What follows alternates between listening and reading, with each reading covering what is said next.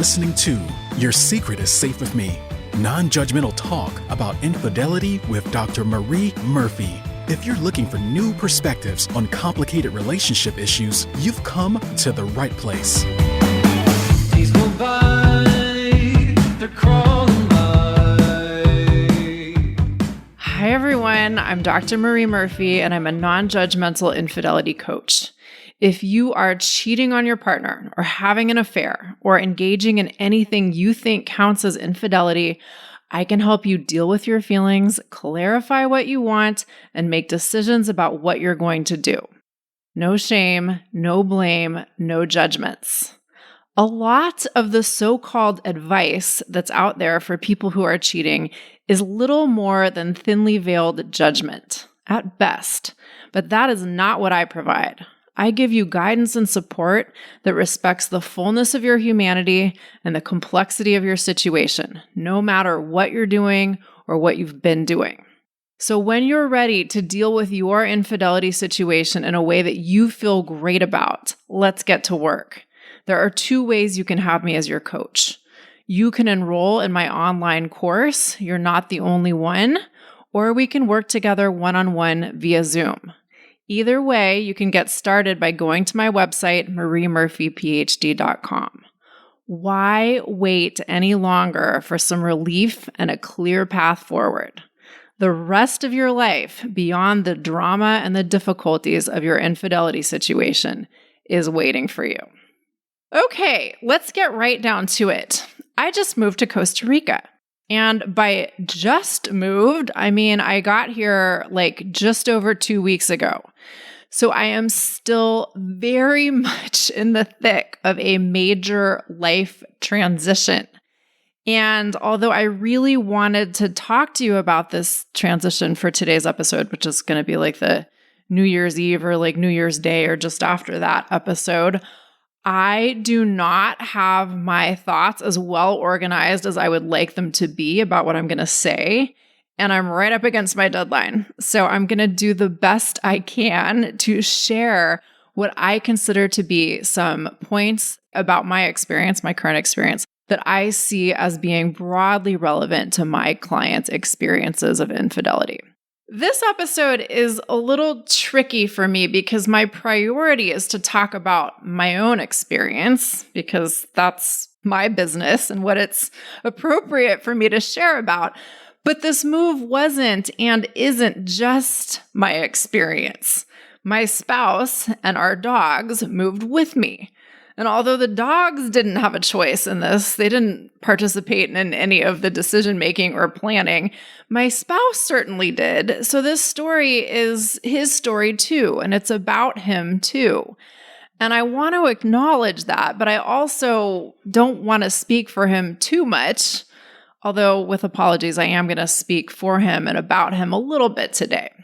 So we made this move because each of us, and both of us together, have long yearned for a different way of life. For years, we have been talking about wanting to move out of San Francisco.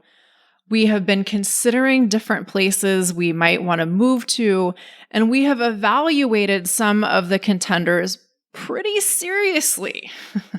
We came pretty close to, moving to a few different places that we looked at, or at least we made very serious investigations.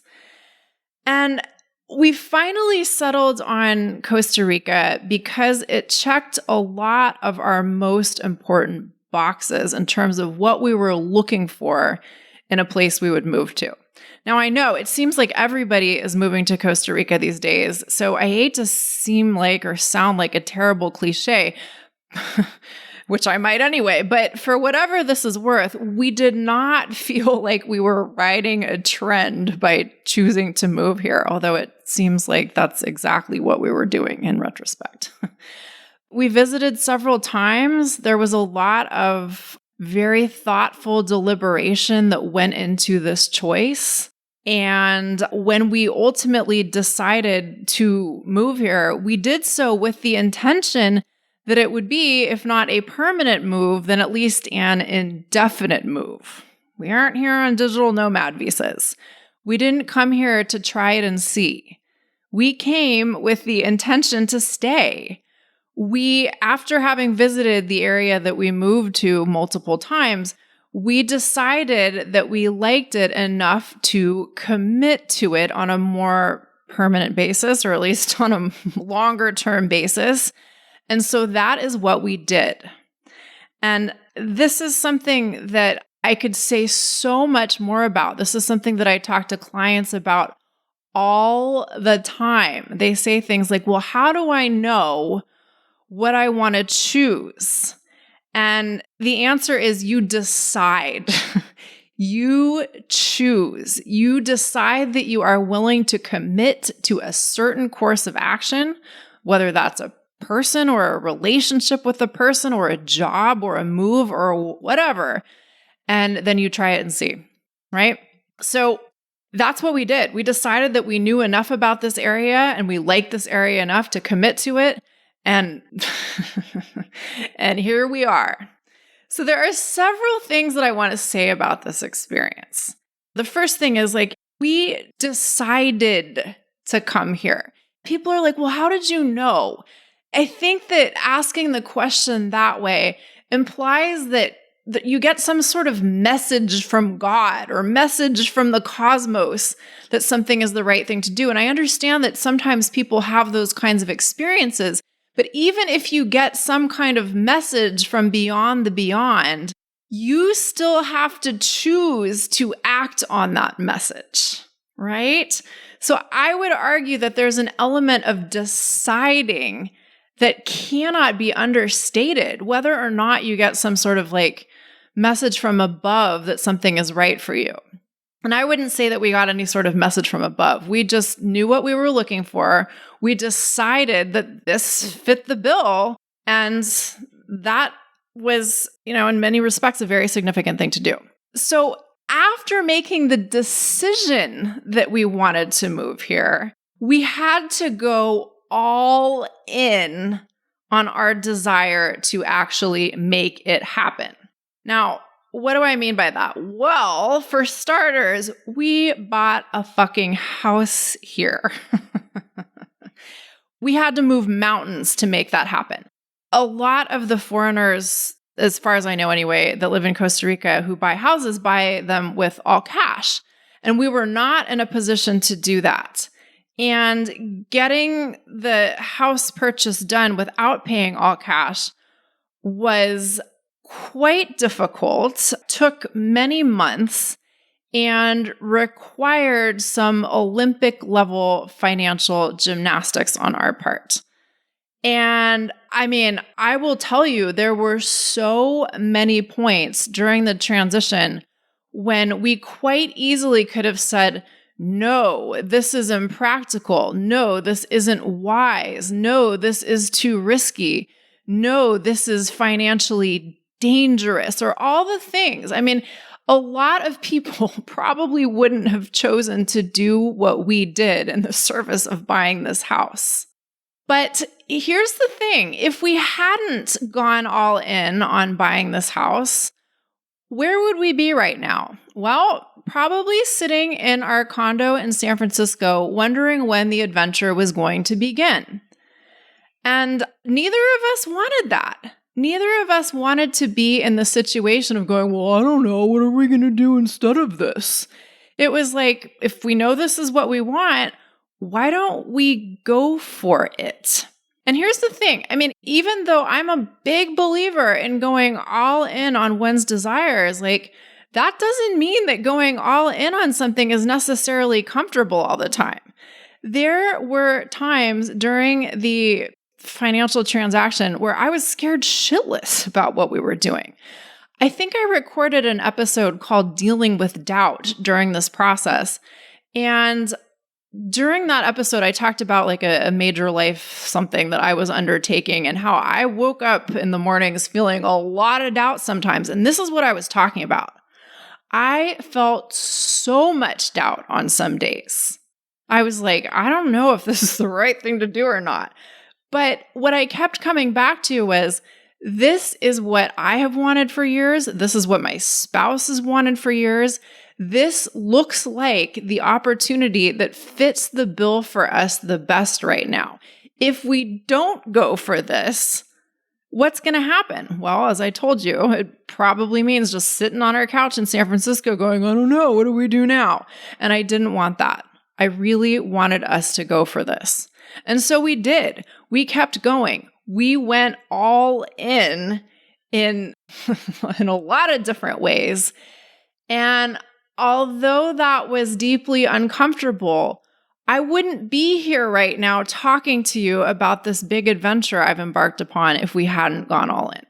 There are some things in life that we can get without having to do things that we consider scary or risky or whatever. There are some things in life that we can get without going all in, without putting all of our chips on the table, literally or figuratively or metaphorically or financially or otherwise, right? Sometimes we don't have to put it all on the line. But the bigger your dreams are, the more likely it is that you're going to have to go all in to get what you want. And what I want you to know is that that doesn't necessarily mean it's going to be fun or comfortable or instantly rewarding. And I want you to consider that that doesn't have to be a problem.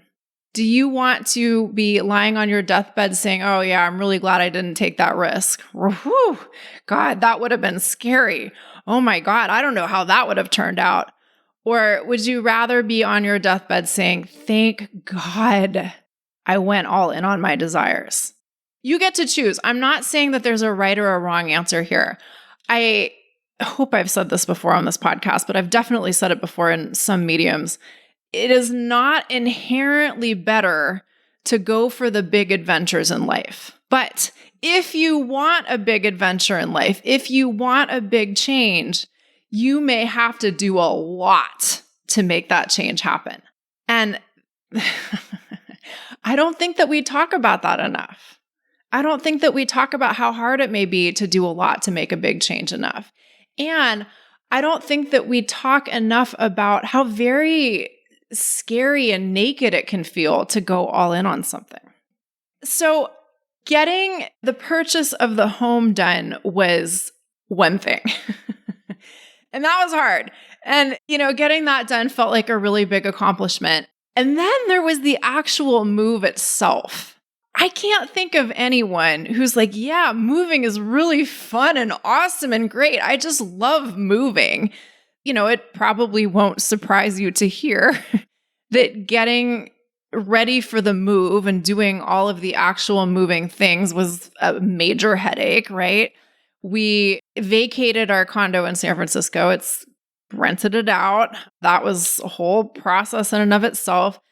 And figuring out what to pack and bring with us, what to ship, what to put in storage, what to give away or donate or throw away. I mean, it's a major undertaking. I don't think of myself as a person that has a lot of stuff, and we don't have, in the American scheme of things, we don't have that much space.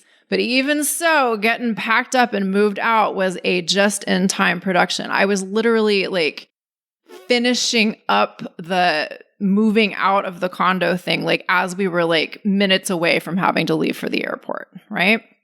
And then in addition to that, we have 2 dogs who are feisty little terriers who were not real excited about going in their travel crates, right? And even though we experimented with the drugs the vet gave us to sedate them during the flight, they were still not getting in the bags, even as we upped the dosage a little bit. And so prior to getting here, I was very focused on the moving stuff, which sucked, and B, on what was the journey going to be like for us and more especially for the dogs. I was very, very, very focused on the logistics of making the change happen, or I should say, the logistics of getting to Costa Rica, that part of the change. And all of that was taking up a lot of my bandwidth, right? And nothing is pleasant. I don't know, I shouldn't say that. Maybe for some people there are pleasant things about moving, but there really wasn't anything pleasant about this experience. It was just a grind. It was just blah. So it's tough. It's just significant life stuff that has to be done in order to get what you want. And I think that sometimes we think, oh yeah, of course there's going to be hard work involved in getting what I want. Of course there's going to, like, let's say that you're having an affair and you're very much in love with your affair partner and you know you want to extricate yourself from your marriage and get a divorce and be able to have a non-affair relationship with your current affair partner. Even if you want that very badly and you're as sure as you can be that you want that and you have clear reasons for wanting that, it still may be a real pain in the ass to go through with your divorce. It may be painful in all kinds of ways. It may be inconvenient in all kinds of ways. It may be expensive in all kinds of ways. Oh, that's another delightful thing about moving. Like, it's just one expense after another. And even when you think you're reasonably well prepared for this, the next thing you know, you're hit with another major one and it's just like, oh my God. And this happens. This isn't unusual. It's part of the process of doing a big thing. And just when we think that we've kind of adequately anticipated all the things that could be challenging about the change that we want to make, new difficulties pop up. And sometimes people get really spooked by this. And what I want to suggest is that if you want the big change, you've got to be willing to keep going. You've got to be willing to manage your mind as you go through one challenging thing after another. You've got to be willing to deal with the emotions that come when you're dealing with one challenging thing after another. And so there was definitely a lot of that going on as I was leading up to actually like getting on the plane and making the trip to Costa Rica. Now, fortunately, the journey itself went pretty well. One of the dogs had a little bit of a meltdown on the plane, but it wasn't worst case scenario. And we made it from San Francisco to San Jose, and then from San Jose to our house on the southern Pacific coast of Costa Rica pretty smoothly. And that was pretty awesome. And when we arrived here, I thought we had done it. We drove up to this house, which we'd visited multiple times, but had never actually stayed in. And I was like, we have arrived. We have done all of the hard stuff. We made it. Let me tell you, dear listener, that sounds hilarious to me 2 weeks after the fact. Right? Even if you have a pretty good idea of what you are signing up for when you make a change, there may end up being a big difference between anticipating the change and living in the change or with the change. So, what do I mean by that? Well, I've visited this area of Costa Rica multiple times before. I've visited the house that we bought multiple times, again, without actually having stayed in it, but with having like checked it out and spent some time in it before. But visiting this area is very different from living here on a day-to-day so-called normal basis. How? Well, let me count the ways. Let's take insect management, for instance. Visiting this area and staying in a hotel is very different from staying in your own house in the jungle. When you're not responsible for your own insect management, you don't know what the hell goes into it. You don't know what kind of chemicals are involved, what kinds of other barbaric practices go into it. All you know is that you're largely shielded from the insects that rightly occupy this area, right? It's an insect's world and we're just living in it. But when you're staying in a hotel, other people are doing insect management for you, right? Similarly, when you go to restaurants, if you're eating in a relatively nice place, like you're probably not contending with the amount of bugs that you theoretically could be.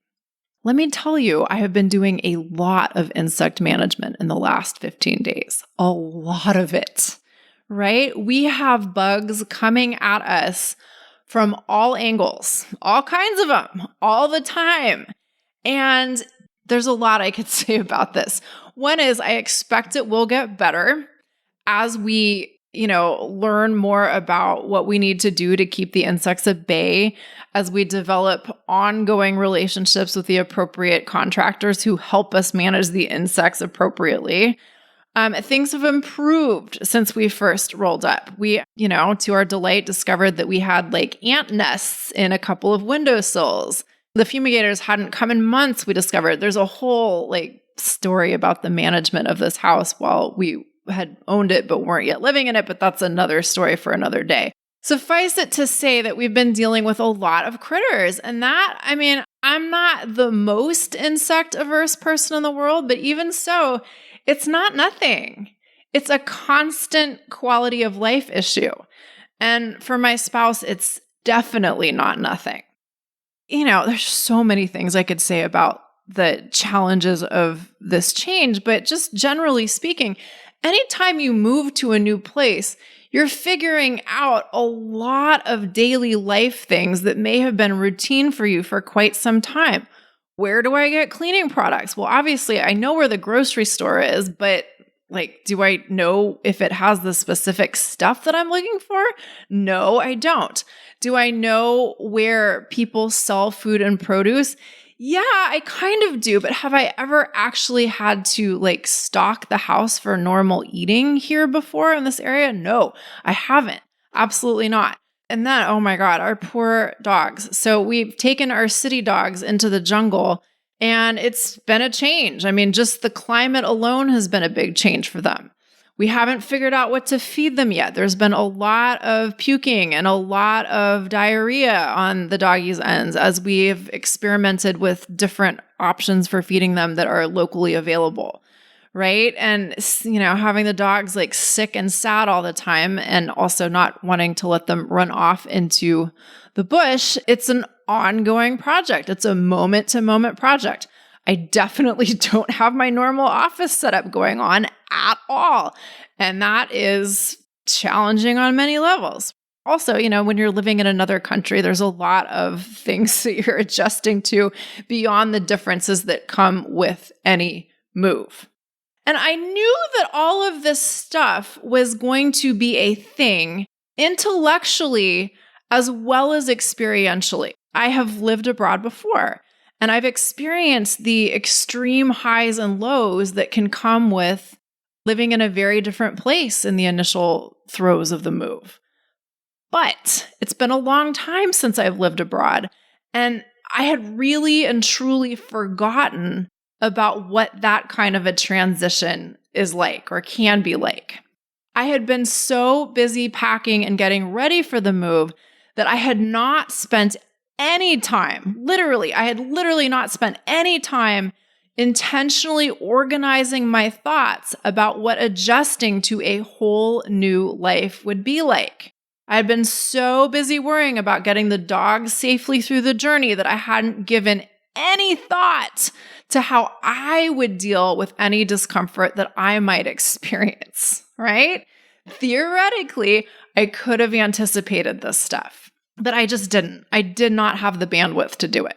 So I'm not going to lie. As soon as the initial high of having made it here wore off, which happened pretty quickly, I want to say time is such a blur at this point. It probably took about 12 to 36 hours to go from being elated to be here to being oh my God, what the fuck have we done? Oh my God, I think I'm miserable. And I can't remember exactly what the primary reasons for my misery were, but it was just all the changes hitting me at once. And on top of that being bitten up by bugs and so many things. Let's just put it that way. Even though I wanted this so badly, I still was hit with the what have we done? Shortly after arriving. And for what seemed like a long time while it was happening, I think this probably lasted all of 2 to 4 days. But at the time, it seemed like a really big deal. I was just oh, Jesus Christ, this sucks. I don't like this. This is hard. It's just we're getting hit with one difficult thing after another, and we don't know how to solve for any of these things. And I'm uncomfortable physically and emotionally and when is this going to get better? Maybe never. I don't know. Oh my God. And so there was a lot of just unmanaged discomfort going on. Fortunately, a few things happened in rapid succession that kind of snapped me out of it. One of the things was I had a conversation with someone, well, maybe not exactly a conversation. I had an exchange with someone who moved abroad, I think last year, and was like, yeah, somebody was congratulating me on my move. And I was like, actually, like, don't say congratulations yet. I'm still in the like, what the fuck did I do stage of things. And somebody chimed in and said, hey, I moved abroad last year. I can totally relate to what you're going through. Hang in there. It gets better. And as soon as this person said this to me, I was like, oh yeah, that's right. I've had this kind of experience before. Like, this is just a moment in the change. It's not the entirety of it. And then I had another conversation with someone and I was like, and they said, how are you doing? And I was like, well, I think I kind of underestimated the significance of the change that I had signed up for. And he was like, he immediately, without missing a beat, said, oh, that's a good thing. Because if you had fully recognized the significance of the change you were signing up for, you would never have made it. And I was like, that is an interesting way of looking at it. I don't necessarily 1,000% agree, but I think there is some useful truth in that is really important to remember. And thirdly, I just remembered, I was like, wait a minute. Making an international move could be considered a major life change. Hello. What do I say to people all the time? Major life changes come with mixed emotions, sometimes intensely mixed emotions, including some intensely uncomfortable emotions. And as soon as I kind of got all of this perspective back, I was like, oh yeah, this is just hard. That's okay. That's not the end of the world. I can actively manage my thinking about this. I can deal with the discomfort I'm feeling about this. And I can start to recognize that there are some things about this transition that are really awesome too, right? I can recognize that although dealing with our aunt situation is not to my liking, I also get to see toucans every day, which I quite like. Yes, it kind of freaks me out that we live on a dirt road that gets kind of gnarly when it rains. And yes, it kind of freaks me out that we live on the other side of a bridge that floods sometimes. And when it floods, the bridge is impassable and you're either stuck at home or prevented from getting home. That kind of, I haven't really figured out how to deal with that yet. But in the present, I can also deeply appreciate that I no longer hear the constant hum of traffic, right? That's awesome. Instead of hearing city noises, I hear like all of these crazy bird sounds all day long. And I really like that. And I can really like that and also still feel really challenged by some of the quirks of this home and some of the challenges of living in nature. I can enjoy nature and I can also feel really challenged by nature.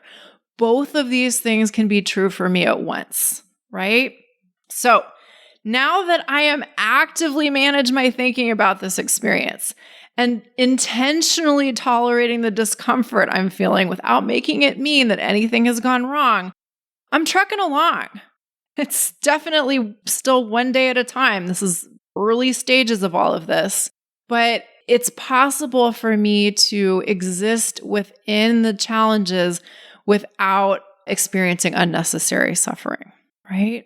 And that, for a lot of folks, is the benefit of coaching. If you don't know, or at least a primary benefit of coaching, if you don't yourself know how to manage your thinking, if you don't yourself know how to intentionally relate to the discomfort that is a normal part of the human experience and probably an inevitable part of making big changes in the service of going after what you desire, get yourself a coach who can help you learn how to do these things, right? And of course, I am one such coach. Okay, there's another element of this experience that is really important to talk about, and this has great bearing on many people's infidelity situations. My spouse is having his own experience of this adjustment. He's having a tough time. Within days of getting here, he was like, I think it's time to reevaluate. And I was like, okay, dude, I get it. This is super hard. I'm struggling myself, but this is not the time to reevaluate. You do not get to reevaluate before you have even been here for a week. And he was like, okay, 1 month. And I was like, no. And he was like, okay, 3 months. And I was just like, no, that's not how this works. It can take longer than that to adjust to big changes. To some extent, it's okay for me to tell him those kinds of things. To some extent, it's okay for me to say, listen, I've lived abroad before and you haven't. And if you don't want to hang in there with this part of this experience, you don't get to experience the things that you actually wanted to get out of making this move. To some extent, it's okay for me to ask him after he's complained about 7 to 10 things and I've listened attentively what he is enjoying about our experience here so far. But it is not okay for me to push that kind of stuff too far. My job, in great part, is to let him have his experience of this transition, which has been tough for him so far, without trying to fix his discomfort for him. And that means I have to bear the discomfort that I feel when he expresses his dissatisfaction or dislike or frustration or overwhelm or so on, right? And it is uncomfortable for me to bear the discomfort that I feel when I know how very uncomfortable he is. But it's my job to digest my discomfort.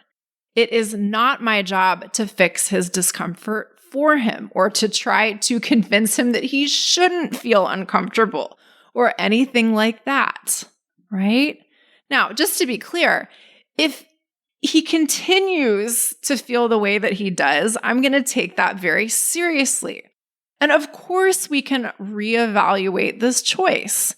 Even though we came here with the intention of staying for a while, as in a long while, that does not mean that we have to stay. We are not committed to sticking with our decisions or our intentions no matter what. But I'm also not going to make any snap decisions and decide to reverse course just because the early days of this transition have been brutally uncomfortable in some respects, right? Now, I also truly believe that once we get our bearings, we are going to find that what we get to experience here is what we hope to experience out of living here. I have faith that this is going to work out pretty darn well. And moreover, I am committed to doing everything I can to make this experience work out pretty darn well. And if I get to the point where I or we are like, look, we've done what we can to make this experience positive for us, and it's not working out like we'd hoped it would, and it's time to reassess and maybe make some different decisions, that will be fine. But for now, I'm going all in on allowing this transition to be challenging and very challenging in some respects, and also doing what I can to create the experience that I want to have. Now, what I really want to stress is that I am thinking this way very intentionally. It does take effort to think this way. I could wallow in, poor me, I don't like this. The mean ants bit my feet again this morning and I'm itchy and hurty and sweaty and sticky all the time. And I just, right? Like I could get into that. I could let my brain go there. This is a funny thing to say. I think that at times, thinking intentionally comes very easily to me because I am practiced in doing it. But man, my brain can run away from me just like anybody else's can. I can indulge in feeling sorry for myself, like with the best of them. I can indulge in thinking that my discomfort is a problem. Like I have a human brain too. I've practiced dealing with my mind's tendencies for long enough so that I don't tend to get sucked into big bad pits and stay there. But I can. It's a very human tendency. And I could be going there right now. And the reason why I'm not is not because I have like special powers that just came to me without any effort. It's because I am choosing to believe that there is great value in believing that this is going to work out the way that we wanted it to, or perhaps to put it differently, that we are going to find things in this experience that we have been looking for a long time. I believe that there is great value in going all in on this desire and making the best to realize, or make manifest, make real the possibilities that we see in this experience, right? But if I didn't deliberately choose to think that way, like who knows what would be happening right now, right? I might be on the next flight home. What is home at this point? I might be on the next flight back to San Francisco. And what some people think is that this kind of thinking is hard, or that only some people can do it. And what I want to suggest is that it may take effort, but that doesn't have to mean that it's hard. And the reward of investing that effort is that you get to experience more of what you want to in life. You get to make the best of your adventures, even if they don't necessarily turn out exactly like you want them to. You get to deal with challenges without the challenges handling you, right? Or I should say, you get to handle challenges without getting handled by the challenges. And on the whole, I find this to be a much richer experience of being alive than just letting our thoughts have their way with us and not knowing how to deal with our uncomfortable feelings when the going gets tough. So let's see. There's so much more I could say about this whole move to Costa Rica, but I'm going to wrap it up here for today and say that if you are looking to make big changes related to your infidelity situation in 2026, and you are like pooping in your pants, terrified about doing it, I get it. I understand. And I want you to know that the fear doesn't have to stop you. We can work with your fears together. We can work with the challenges associated with the changes you want to make. And you can do big, bold, brave things that A, blow your mind, and B, set you up to create the life that you want to be living. I am totally agnostic when it comes to like past lives and future lives and reincarnation and all that kind of stuff. But even though I recognize that, we may live again and again and again and again and again, who knows? This experience of your life is a singular thing. At least I think so, right? Maybe there's more to that than I know too. But what I want to encourage you to do is to think about how you want to live out this incarnation or this iteration of your existence and go after what you want like your life depends upon it, because your life does depend upon it. All right, people. That is enough of my semi-rambling for today. I wish you a happy new year if this is when you're celebrating the new year.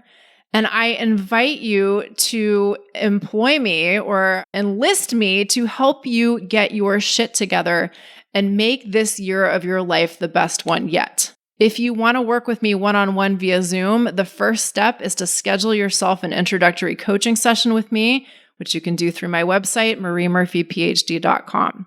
If you love working on your own and you want to go beyond the teachings that I offer on this podcast, enroll and you're not the only one. You can access the teachings in total and all the time as soon as you enroll, and you can work at your own pace. It's a terrific resource to go beyond what I offer on the podcast. All right, folks, you only live once. Let's make the most of it. Have a wonderful day. Have a wonderful beginning to 2026. I'll talk to you next time. Bye for now. Thanks for listening to Your Secret is Safe with Me with Dr. Marie Murphy. Make sure to click subscribe to get updates on our latest episodes.